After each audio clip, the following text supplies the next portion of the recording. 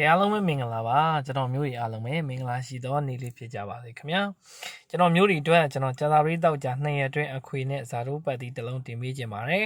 ကျွန်တော်ရဲ့ဗီဒီယိုဖိုင်လေးကိုအကောက်တစ်လေးလည်းဖြစ်တဲ့အတွက်အပေါင်းလေးနှိပ်ဖို့မမေ့ပါနဲ့အသေးလေးပြီး copy link လေးယူများများလေး share သွားပြီနော်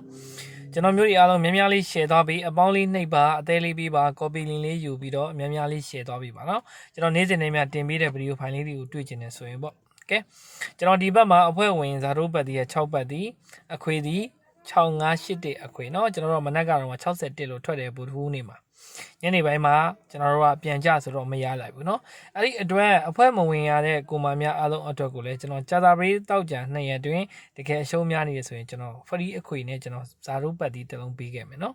ကျွန်တော်ကိုမများအားလုံးကျွန်တော်ပြောသလိုပဲဗီဒီယိုဖိုင်လေးကိုအပေါင်းလေးနဲ့အသေးလေးပြီး copy link လေးယူများများလေး share သွားပြီเนาะအားလုံးမြင်ပြီးတော့အားလုံးကစားနိုင်အောင်လို့အခွေဒီက8.43အခွေဒါအကူမများအားလုံးကျွန်တော်တို့ဒီကြာသာပရိတောက်ကြ2ရက်တွင်းမှာကြပေးမယ်အခွေเนาะ8.43အခွေကျွန်တော်တို့ကအပူအားကောင်းပါတယ်เนาะအပူလဲကျွန်တော်ပြောချင်ပါတယ်ကျွန်တော်ဘူပရိတ်ဖမ်းပေးထားတယ်เนาะကျွန်တော်3ညာဘူးနဲ့ကျွန်တော်83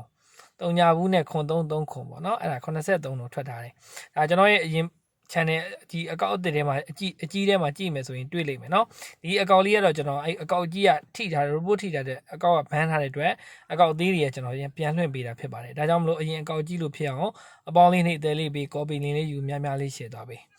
အခွေပြန်ပြောပေးမယ်ကျွန်တော်က8.43အခွေကြာသာပရိတောက်ကြ2ရက်အတွင်းမှာကြာမယ်เนาะအဲ့ဒါကိုကျွန်တော်ဇာတိုးပတ်သီးတဲ့ဇာတိုးပတ်သီးက